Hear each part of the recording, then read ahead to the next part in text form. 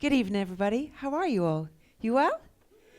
It's an absolute thrill to be here at the Prince Charles Theatre for an evening with Ralph Fiennes.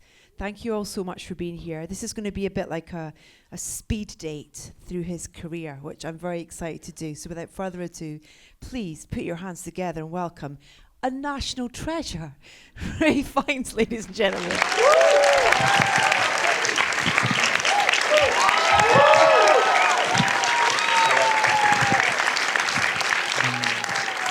How are you? I'm all right. I didn't... National treasure, speed dating. Yeah. What was a perfect night, surely. Yeah, for sure. I just want to say a quick congratulations on your award for Best Actor for Conclave last night at the London Critics Circle. So deserved. Thank you. Which we will talk about. We'll talk about shortly. But I hope you don't mind. I've got some lovely clips to show, which are great because they give me a moment just to kind of take a breath as we try and get through as much of your wonderful career as we can, both as an actor but as a director as well. What do you love about acting? Well, it keeps changing. And you never stop learning. Awesome. And so the things you thought you liked about acting change as you get older, I think. I think initially it's sort of proving yourself. You have a kind of sense of self, sort of in youthful ego, want to take you onto the boards in front of the camera. And then I think just with time and life and working with people, you realize that it's the people with whom you work that you value and the connection with them and what they give you, and that it's all about the connection between the other actors, with the writers, with the cinematographers, the directors, obviously. So what I like about acting now is the sense of the relationship, the creative working relationship with different people. When you started out, was film something that you wanted to be part of your career, or was it something that kind of came along as a wonderful opportunity? No, I think I identified a desire to act because of Shakespeare and because of the theatre. I was exposed to Shakespeare when I was very young by my mum, who put on a record of Laurence Olivier doing speeches from Hamlet and Henry V. Then I was taken to see the film of Henry V and that wonderful music. And I think that actually, and although that was a film, I saw being a film actor was somewhere miles over there that happened to other people. And I joined an amateur youth theatre group in London when I was at art school in the early 80s, and that gave me a kind of confidence to audition for drama school. And it was all about theatre. Getting a job in a theatre company seemed like a fantastic thing. And when I did get my first job at the Open Air Theatre in Regent's Park, that seemed amazing. I'm going to be paid for playing the small part of Curio in Twelfth Night. It was wonderful.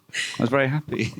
And well, one of those early experiences in film was Schindler's List. That was quite early on in your film side of your career, and I loved hearing you talk about the fact that, you know, what's really apparent from hearing you talk about your experiences, that you listen, you're so aware and curious about what goes on and what people's jobs are within that world, and talking about Spielberg as a director, and you know, you're really kind of aware of how much he talked about kind of the technology as well as the kind of emotion of things as well. Well, that was an extraordinary experience. I'd done a couple of films before and had learned about what it is to be an actor on a film set, and the camera and lights and the whole way. You have to learn how to fit into a much bigger picture as a film actor, different from the stage completely. But the experience of working on Schindler's List was something other, because Steven Spielberg's energy, his knowledge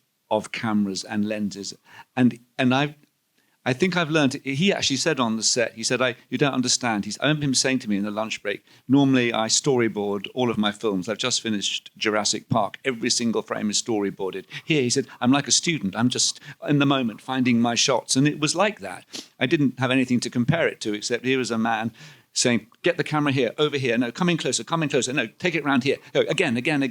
And it was an incredibly exhilarating energy to feel his excitement, and it was a powerful set to be on, because we were recreating very disturbing scenes, and it felt very real to be amongst the SS going into the ghetto in Krakow and clearing out the ghetto, and the recreation of Plaszow work camp. That was all done with a disturbing veracity. I've never forgotten being on film sets and even being behind the camera myself a couple of times, that communicative energy. It was inspiring. Did you know at that point that you wanted to, at some point, take that path to directing? Not consciously, no, not at that point, no. Just I was sort of, no, not really.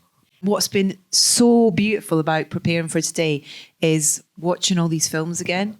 So I had the joy of watching The English Patient again yesterday. What pops into your head of that experience? What a wonderful experience it was, and how perhaps one now, in retrospect, sort of think, oh God, did I value it enough? Because to make that kind of film on that scale, I think of Anthony Minghella when I see it. I think of his great spirit that wrote that script based on Michael Ondaatje's novel. It was an extraordinary thing. We started shooting in September of 95, and we went through till January. So that's September, October, November, December, January. That's you wouldn't get the money to make a drama for that length of shoot nowadays, I'm sure. And the adventure of starting in Italy, in Cinecittà, which was a fantastic sort of eye-opener to the Italian cinema, shooting in Tuscany. Then we shot scenes in Venice on the Lido. Then we went by a charter plane, the whole crew, to Tunisia. We shot in Tunis. Then we went down south to the Sahara. So it was just an adventure on multiple levels. And I bonded with Kristen, Juliet, Julian Wadham, Colin. I think we all felt there was something special that Anthony and the producer Saul Zantz were leading. I loved shooting the scenes. And when I see that, I just think of those days we shot in the desert. We had long drive out to location. And I remember the day the planes arrived. There were 2 planes in the film. There was that yellow plane and another one. And there was a wonderful day when the pilots, one was Italian, one was English, they had flown these biplanes slowly from. In fact, the English pilot had flown his biplane in short leaps all the way from the UK. He had to calculate every leap till he didn't run out of fuel. He said that the last leap was from Sicily to Tunisia, and he had to calculate precisely the wind speed against how his fuel was going to deplete. And if he got it wrong, he'd end up in the Mediterranean. Wow. But he got there. And it was wonderful, as you can imagine, to see those planes above the desert.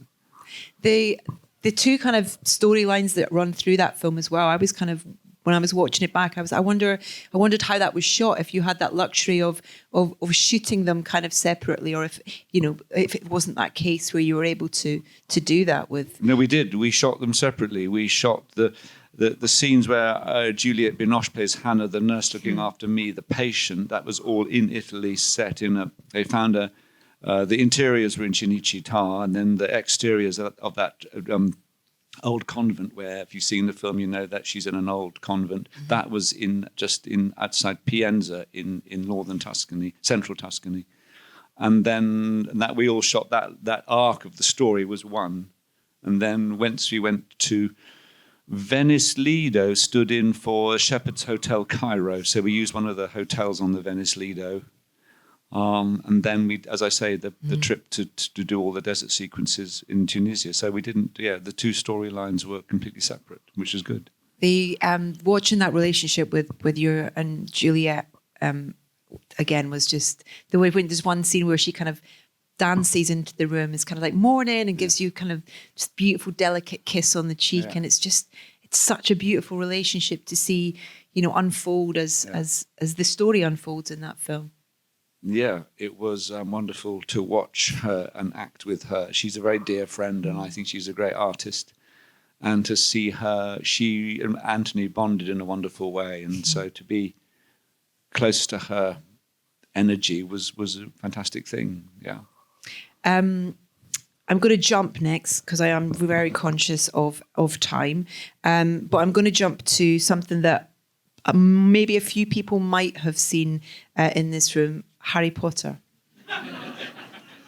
I thought I'd get it over and done with.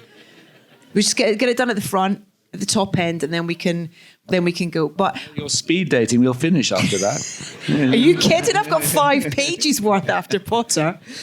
But I mean, this character, you know, in terms of the almost like the Shakespearean nature of what you brought to this character, both in terms of the way that you played him, the way that his presence is felt with other characters. But the idea that you came into this with no idea about this world, is that right? Yes, I'm afraid I was ignorant of that Harry Potter films and the books. Sorry. I think you're okay to not apologise now. It's fine. Yeah. But what made you say yes? I think I've told this story before in interviews, but I was asked, there was a wonderful casting director, sadly passed, called Mary Selway, who was a friend. She was fantastic, wonderful casting director, and I had worked with her on a couple of films. She was casting the next Harry Potter film where Voldemort is conjured up from the cauldron, and that was the entrance of Voldemort, needed to be played by an actor. And she sat me down. She was not well at the time, and she was really took time to really say, "You've got to do this, Rafe. You must do it." And I was Harry Potter. It's this wizards and witches and things. And I said, "I'll think about it. I'll think, Rafe, I know they'll pay you well, but it's a fantastic part. Okay, I'll think about it." I talked to my sister Martha, and I said, "They've asked me to do this. Voldemort, Harry Potter. Voldemort, Rafe, Voldemort. Oh, what? Don't you know? It's the man. He is the nemesis of Harry Potter. You're crazy. So that kind of, okay. better listen to sis. And then I had another meeting, I think with Mary or with Mike Newell, who's directing, and they showed me pictures of the ideas, the visual idea for the makeup, and it looked pretty great. And I thought, oh, that's cool. I'm in. I'm in. And then I sort of saw what it was and recognised what it was, and then it was a no-brainer. It's the want from you though to collaborate with all these amazing craftsmen and women to the point of playing the character, you know, even with the wand and kind of, you know, Stuart, who was the production designer, in terms of, you know, the physicality of that. He's, you know, it's so elegant the way that his movement is as well. And there's clearly a kind of hunger for you to collaborate with people even before the camera starts rolling to, I guess, why is that? Is that for you to be comfortable for when the cameras are rolling so that you fully embodied in this character and have all the tools that you need to do that best job? Gosh, you're talking about Voldemort? Yeah. Well, for now, yeah.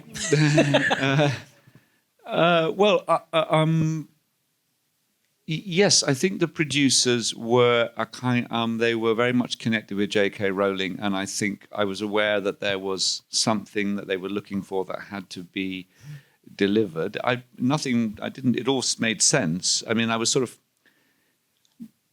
finding, you know, you don't have the answers when you start. You have instincts. Yeah. And the director has an instinct, the producers have an instinct. So I remember the scene evolved, I think, initially, Mike Newell encouraged a sort of a rage or a temper, which I think we all, after a bit, thought, no, we can maybe give it some more nuance. I think there was a sort of, how do we do this? Yeah. It's an important scene, so how do we get this arrival of Voldemort right? Janie Temi, I think, did the clothes, and with her, it was an important relationship with a costume designer that I felt instinctively a sense of flow, snake-like fluidity, and I think the silks that I wear were helpful for that. The sets were great. Stuart Craig did the sets for English Patient, so I had a bond with him, and that was a great. What is the wand? Voldemort's wand going to be? That was a discussion. So everyone's talking, and I remember there being a wonderful sense of. I never felt ever on Harry Potter, this is what you have to do. It was always, we think it could be this or that or what. There was a great sense of a sort of collaborative spirit. I never feel I was instructed to fit in. I was aware there was a basic sense of honouring the book, but I never felt that I had to sort of fit a precise line of direction. When you get sent a script, and I imagine you're sent scripts all the time, is it about who's connected to that as well, both in terms of the director and, if there is an idea of other? Yeah, I think you immediately think what's the part like? Mm-hmm. How big is it? And who's directing me? Who am I acting with? What's the vibe? All those things. I mean, I think, of course, actors look at parts. It's a great character. Oh, yeah, but then who's going to help you realize it, and who else is in it, and who you're going to have a connection, a chemistry with? All those things go through your head. Is it also is the kind of genre of something that you consider as well? In terms of when you are making that journey through film, in terms of going, I'd quite like to try something a little bit different. I mean, In Bruges, for example, was absolutely brilliant. Martin McDonagh's script and directing that as well. What was it about that appealed to you? That script, and along with Grand Budapest Hotel, were scripts that, because people often say, "What do you want to play next?" And I go, I don't have. I mean, I want the surprise script that I've never thought about. That just is a total surprise, and someone's also taking a leap of faith in asking you to play something different. And that was definitely the case with In Bruges and with Grand Budapest Hotel. I was, to play a kind of East End gangster was new to me. You do it so well. Let's talk about Grand Budapest Hotel, because just the most brilliant character, and a chance for us as fans to see you in a different light, to see you in, that. I mean, Wes has got such a unique voice in his filmmaking. Yeah. It's comedy, but there's just so much going on. What was that? Did you have a relationship with Wes? Did you know each other prior to this, or was it kind of a kind of cold call of the script arriving with you and it being? Well, Wes is fun. I adore Wes. He's got a funny way of. I'm sending you a script. Let me know which part you'd like to play. So you read it, and Monsieur Gustave, quite a good part. It's good, Monsieur Gustave, I like. It's a big part. Nice. So I say, Wes, well, I think it's Monsieur Gustave. Okay, I'm so glad you said that. Then we met. If he was here, I would say to him, Wes, your films are amazing, but your scripts are sometimes quite demanding to read, because he writes every single visual detail that most scripts would leave out, but he has to write it. So it's demanding read, because your sense of momentum is often you halt on these long, extensive visual descriptions. So it was I had to read it twice, in fact, to really see what the shape of it was. And then it was wonderful. We had sessions. I wore a sort of hairpiece wig thing and moustache, and looked at what that would be. And Milena Canonera, who did the clothes, who's genius Italian costume designer, that was interesting. Again, he has drawn all the costumes precisely what they're going to be. So I'm trying on versions of these clothes. And I remember this would be an example of going, okay, I can see where you're going, but it all feels too heavy, too thick, too tight. I said to Milena, I think I need to feel like I'm a dancer, like I have that lightness of foot. Yeah. I'm not really a dancer, but I want to feel like I can be a dancer. And then she understood completely. So she made clever, subtle adjustments. So I felt it was sort of not so bulky on me. So that's an example of a creative conversation with one of the a head of department. Yeah. Do you laugh out loud when you read the script? Because some of your lines in particular in that are as well. Yes. Like she's shaking like a shitting dog, and she was 84. I've had older. It's kind of just the gift. Yeah, no, they were great. It was great. They were great. It was a great line, great part, yeah. But that was a friendship and a relationship with someone that you then trusted with regards to outside that project. Because I believe that Wes was someone that I don't know whether it's something you spoke about when you were making the film, but Coriolanus was already in your head about this being something you wanted to direct.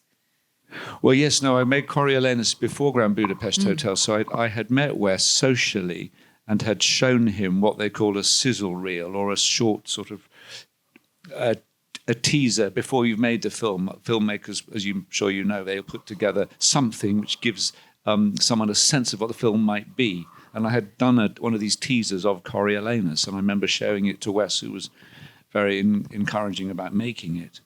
But by the time I went to work with him, I had already made Coriolanus. Yeah.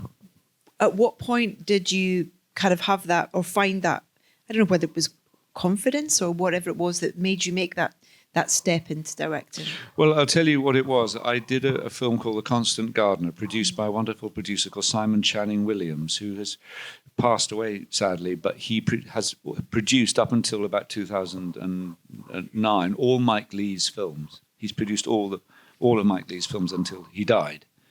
And he was producing The Constant Gardener. And he brought me on quite early, even before a director was attached, which eventually was Fernando Mireles. And he was very keen to shoot the film in Kenya, in where it's set. It's a book by John le Carré set in Kenya. And he took me on location scouts, then involved me with all kinds of key infrastructural decisions about the film, where to shoot it. And I developed a friendship with him based on how we make a film. And at the end of that process, which is by and large a very happy experience making Constant Gardener, he said to me, I want to produce your first film as a director. And he had a script which I liked, which we did spend some money. He spent his production company spent money on location scouts for this film. Sadly, this film proved very difficult to finance, but his vote of confidence in me gave me the courage, confidence to go, I want to make a film of Coriolanus, which had sat in me when I had played the part on stage and felt it was unfinished business, and that there could be it's a filmic play. Sadly, Simon died before he never saw Coriolanus. In fact, it's dedicated to his memory. But the fact that he believed I could direct, and I went on location scouts that talked about how we would make this film, and that experience. I mean, I met designers, I met cinematographers, I met prospective actors for roles in this film, and that was already a learning curve about the process of directing. What do you love about directing? Again, it's about, I mean, I was told, directing, you've got to be ready for all the questions that people will ask you. I loved it. I loved the collaboration with the set designer, with the script. I mean, Coriolanus, I got to say, is really due, the reality of Coriolanus is I went to the screenwriter John Logan and pitched it. And he said, I love this pitch. I think I had a whole set of images I'd commissioned a picture researcher, because I had an idea of the film with its modern context, and I'd commissioned a picture researcher to help me with a whole range of images, which were sort of the story of the film in pictures. And I had these. I went to John Logan, a very established Hollywood screenwriter, and said, look, this is the pitch. And he loves Shakespeare. He said, I'll write it for you on spec, which he did. He wrote this fantastic screenplay. He edited the play right down with the brilliant descriptions that really... So people who are a bit daunted about reading Shakespeare were taken through this film script because his descriptions were so thrilling and energizing. And that helped a lot. And then, that would be the first creative collaboration was with John.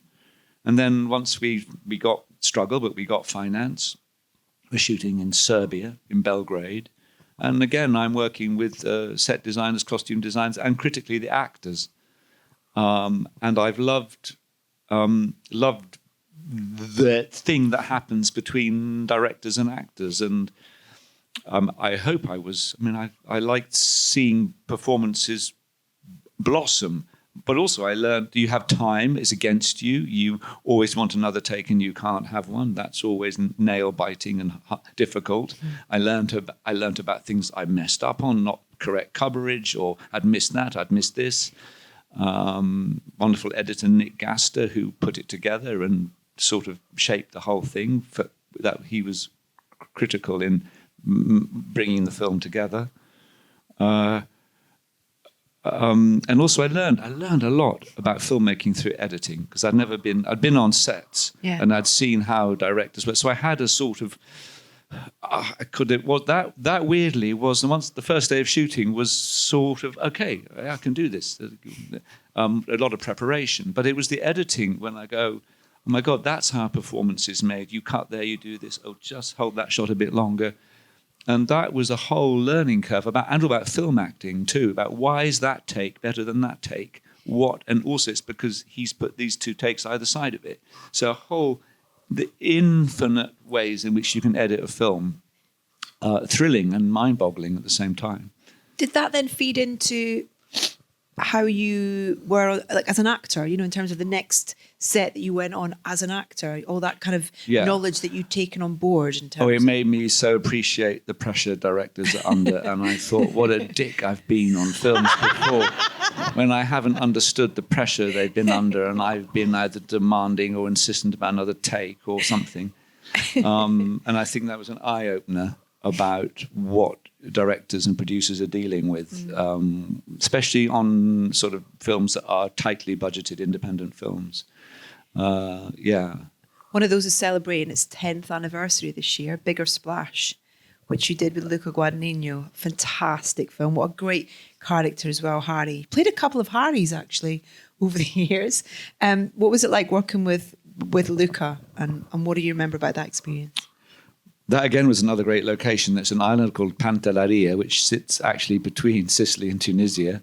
The pilot probably flew over Pantelleria. Lucky with your locations. Luca's fantastic. He's incredibly... I admire his courage to take risks. I want to sort of... you discuss with the producers, the first assistant director, this is what we're going to do today. Luca's the sort of director who'll go, no, I think today we're going to do something different. We're going to go here. I don't know, I'd like this, with the camera here, and everyone's racing to catch up with his change of plan.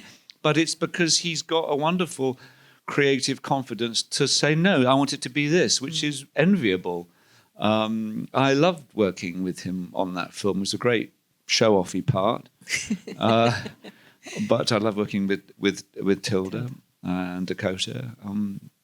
And it was, the island was, it's great if you can be in a real place. It was, the film is set on Pantelleria, and it was great we were in the place. And that always helps something in the energy on the set. How did Conclave come to you? And were you aware of Edward's work prior to the film and the script being with you? I had seen some episodes of Patrick Melrose, the television series with Benedict Cumberbatch. I liked that very much. I hadn't, when I was sent Conclave, I had not seen All Quiet, but I loved the script of Conclave. I loved Peter Straughn's screenwriting, is fantastic. And that was a page-turner of a script. So you asked me about what it is. It's when you start to read, and yes, the part is good, but I think when you read a film script, you sort of, every person who reads a film script is sort of seeing the film. They read and they kind of make the film in their head from the writing. And that's why film screenwriting, I think, is a real skill. How do you help the reader see the film? And in Peter's writing, you really see it and you hear it and you hear the dialogue, and it takes you on a journey. And that was strong. It was great. It was tension. It functions like a political thriller. With all these other themes about faith and belief and the church, and how this little group of men are voting on this extraordinarily influential figure. But it was, it was one of those films where you quickly go to your agent, yes, I'd like to do it. And what was talking about being shooting in kind of real places and stuff, and obviously didn't film in the Vatican, but in terms of the environment that Edward, and his team created for you all, and going back to what you first said about working with people and having this kind of, ensemble to work with, and this is a great example of that, of having, fantastic actors to play with in scenes. What was the reality of kind of where you were and how Edward worked with that as a director? Well, Edward is sort of a dream director. He's incredibly smart and incredibly prepared, but carries onto the set a sort of present tenseness. I'm open to what we're going to need to do today. I'm open to what the actors will do. He's just so sort of sensitive to what is happening, and he's chilled. He's in sort of. Well, you're never quite in control, but he certainly gives the impression of being in control. I just loved, and also you're an actor. You respond to the energy of a director. You quickly read their level of anxiety, their level of control, or you sort of quickly go, okay, it's going to be like this or like that. Edward was just an openness, which is quite rare if you think of all the pressures directors have got to get through their day. They're not necessarily going to always be that open. They're going to try and be diplomatic and supportive, but how to be really truly open to things. But I just felt completely at ease. All I can say is I just felt completely at ease in his as an actor with him, and safe. And yes, and Tessa Ross, who produced it, also has that quality. So it's so interesting the human spirits that you are with on a set. How that sets the tone, and there's no recipe for that to be the best. But you have to accept what it's going to be. Sometimes there are inevitably tensions and difficulties or things, but this was, and also a great group of actors: Stanley Tucci, John Lithgow, Lucian Massamati, Isabella Rossellini, Sergio Castellito, Brian O'Byrne, wonderful Irish actors. So the sense of we had a reading of Conclave. We all sat around in a room in Cinecittà and read it, and you could feel everyone, that it was like reading one of those plays that everyone's got a good part, and there's a sort of collective cohesion in the room. I think we've got a clip of it right now. Let me speak from the heart for a moment. St. Paul said, "Be subject to one another out of reverence for Christ." To work together and to grow together, we must be tolerant. No one person or faction seeking to dominate another. And speaking to the Ephesians, who were, of course, a mixture of Jews and Gentiles, Paul reminds us that God's gift to the church is its variety. It is this variety, this diversity of people and views, which gives our church its strength. And over the course of many years in the service of our mother, the church, let me tell you, there is one sin which I have come to fear above all others. Certainty. Certainty is the great enemy of unity.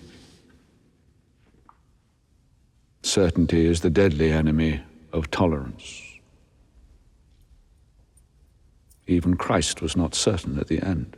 Dio mio, perché mi hai abbandonato? He cried out in his agony at the 9th hour on the cross. Our faith is a living thing precisely because it walks hand in hand with doubt. If there was only certainty and no doubt, there would be no mystery, and therefore no need for faith. Let us pray that God will grant us a Pope who doubts, and let him grant us a Pope who sins and asks for forgiveness and who carries on. Is it weird watching yourself? Is it strange watching yourself? Yeah, after I did 3 films where I was in them, and I had to watch rushes of myself endlessly, and you know, really, you face all the nubbly, warty bits of yourself, not. I mean, real warts and sort of metaphorical ones.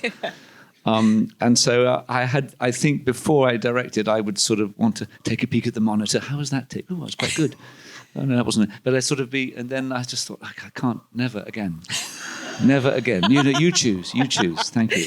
Tell me when you're ready. I'll come and act. Yeah. That's such a great example of it's a weird question, but you know, as an actor, you're given the script, you have a director, you have a tape, you read through, you might have rehearsals, but that you're in that role to play that part to make us believe. And that is a great example of how you did that, you know, in terms of the timing, how you deliver those words, where you look, the expression we feel, the emotion that we feel. I don't really know what the question is in saying that, but in terms of, is that a gift, those types of scenes for you as an actor? Well, that speech was a gift.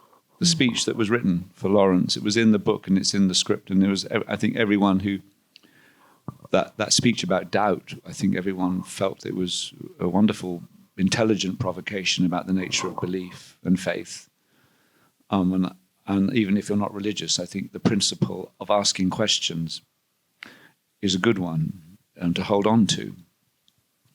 And I think all the importance of tolerance, never more important in the world. You know, it's now never more important, I think, in the world we're entering.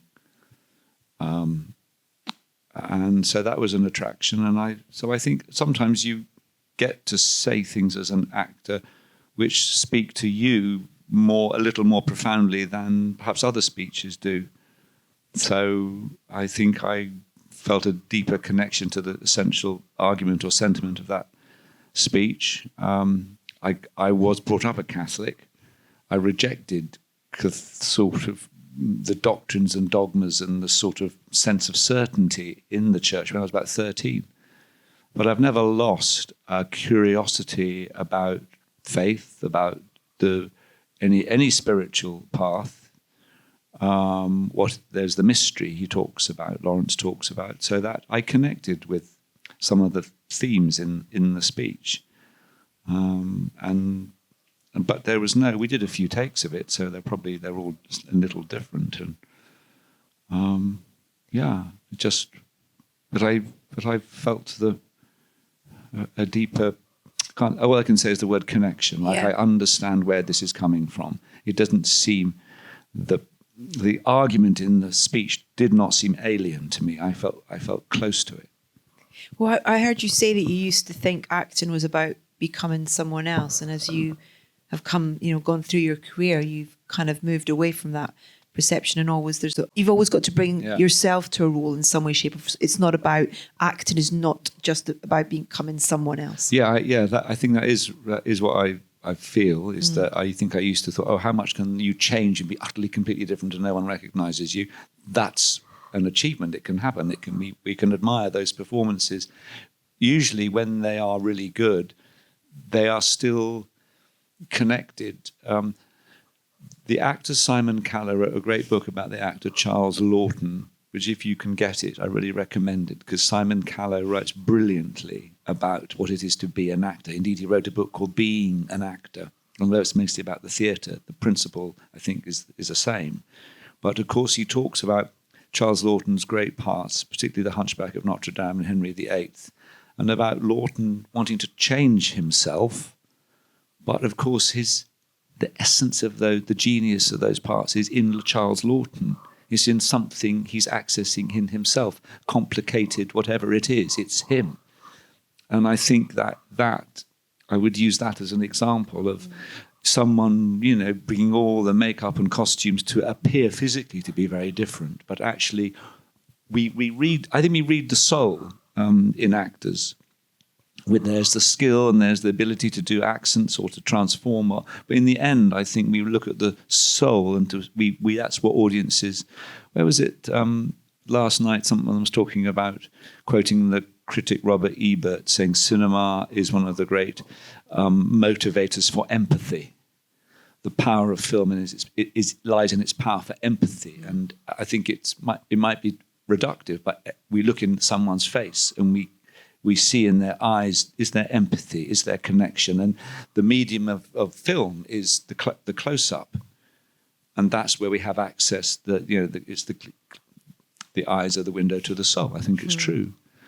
So I think if that inner spirit of the actor's soul is alive and not hidden or sat on, I think then often we connect. We have an empathetic connection, even in parts that are evil or difficult or dangerous. We all know we've seen monsters created, but there's a complication that the actor has brought to the role of the monster, where we're going, oh, I weirdly am interested in this terrible spirit, but I'm invested in it. If you could revisit a character to tell more of their story, is there a part that you would like to go back to?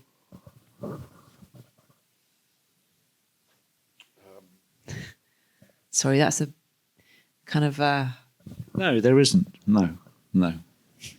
Great. There isn't. Sorry. No, don't apologise. What's next? Because, theatre is important to you. Film work as an actor is important to you. Film work as a director is important to you. And lots of other things. So, what can we as fans kind of get excited about? Got 2 films that are in post now. Well, 3, in fact. As you will probably have read, Danny Boyle is going back to the 28 days later, now 28 years later. Yes. There are 2 films, one by Danny, one by Nia da Costa, on that theme of England being full of infected people. I'm not one of them. What can you tell us? Nothing. Come on. Just one thing. Please. I can feel all these producers going, don't talk, don't say this, don't say that, don't give it away. I don't